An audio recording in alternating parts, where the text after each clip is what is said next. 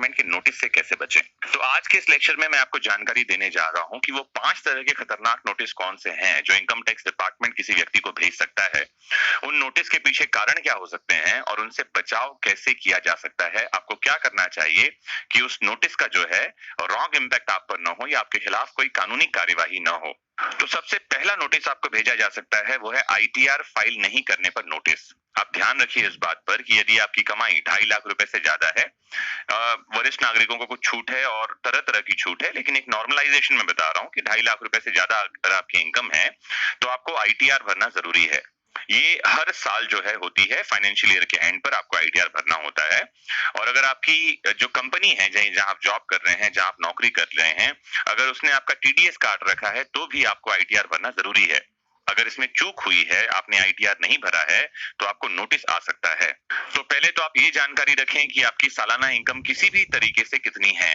अगर ये इनकम 2.5 लाख रुपए से ज्यादा है या जैसा मैंने बताया टीडीएस आपका कट रहा है लगातार, तो करना ये है कि आप समय पर आईटीआर फाइल करें या निर्धारित अवधि जो लास्ट डेट होती है उससे पहले आईटीआर फाइल करने का प्लान करें। अगर इस बारे में कि आईटीआर कैसे फाइल किया जाता है कोई जानकारी आपको नहीं है और ये जानकारी आपको चाहिए, तो हम जरूर एक लेक्चर लेकर आएंगे जहां हम किसी सीए चार्टर्ड अकाउंटेंट से बात करेंगे जो आपको आईटीआर फाइल करने के बारे में क्रमबद्ध चरणबद्ध जानकारी दे सकेंगे। तो आईटीआर समय पर फाइल करना इस नोटिस से बचने का एक तरीका है। और अगर नोटिस आ ही गया है तो आईटीआर फाइल कर दीजिए, जो पेनल्टी बोली गई है वो भरना पड़ेगा और आप आगे की कानूनी कार्यवाही से बच सकेंगे। जो दूसरा नोटिस आपको इनकम टैक्स डिपार्टमेंट से आ सकता है वो तब आएगा जब टीडीएस में कोई अंतर आ जाए।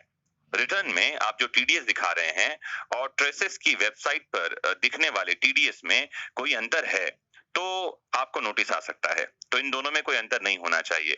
अगर इन दोनों में कोई अंतर आता है तो नोटिस मिल सकता है, जानकारी रखिए। इससे बचने का तरीका यह है कि आप अपने कंपनी से रिक्वेस्ट करें कि समय समय पर आपका टीडीएस काटा जाए और उसे सरकारी खजाने में जमा किया जाए। जो तीसरा नोटिस हो सकता है वो तब आ सकता है जब आपने आपके कमाई के अन्य स्रोतों की जानकारी इनकम टैक्स रिटर्न में या इनकम टैक्स डिपार्टमेंट को नहीं दी है। आपको ध्यान रखना चाहिए, आप जिस जिस भी सोर्स से कमाई कर रहे हैं टैक्स रिटर्न में उन सब के बारे में बताना जरूरी है। सेविंग अकाउंट्स, फिक्स डिपॉजिट या आरडी से होने वाले ब्याज की कमाई को लोग रिटर्न में भूल जाते हैं। इस गलती से आपको नोटिस आ सकता है। कई बार ऐसा हो सकता है कि आपके बैंक ने लोअर टैक्स स्लैब में आपका टीडीएस काट लिया हो, लेकिन आप हायर टैक्स स्लैब में आते हो तो भी आपको नोटिस आ सकता है।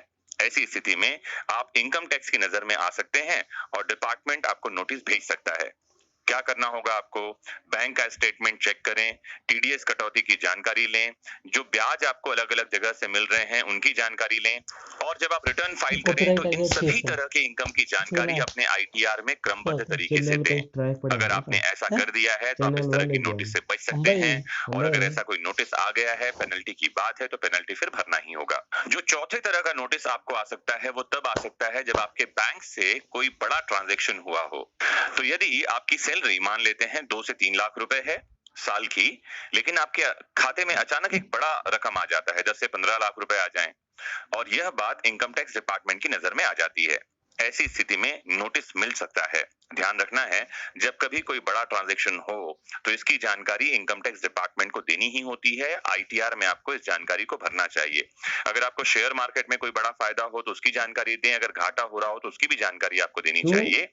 ऐसा करके आप नोटिस से बच सकते हैं और किसी भी तरह की कानूनी कार्यवाही में फंसने से बच सकते हैं।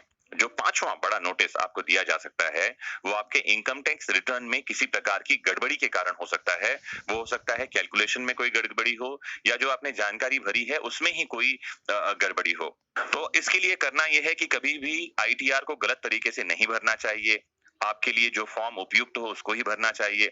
गलत फॉर्म का चयन कर लेना या गलत ढंग से फॉर्म भर देना इनकम टैक्स डिपार्टमेंट को एक्टिव करता है आपके अगेंस्ट नोटिस जारी करने के लिए। इस तरह के नोटिस से बचने का सबसे बढ़िया तरीका यह है कि फॉर्म ठीक से भरें। फॉर्म भरने के बारे में किसी जानकार से जानकारी ले लें। अच्छा हो अगर आप किसी सीए से चर्चा कर लें या किसी सीए के माध्यम से ही फॉर्म भरवाएं, क्योंकि उनके पास इसकी एक्सपर्टीज होती है। तो इन 5 तरह के नोटिस से कैसे बचा जा सकता है, क्या करना चाहिए, इस बारे में मैंने आज आपको जानकारी दी है। ध्यान रखिए, अपने अधिकारों को जानना, कानूनी पहलुओं को जानना आपको हमेशा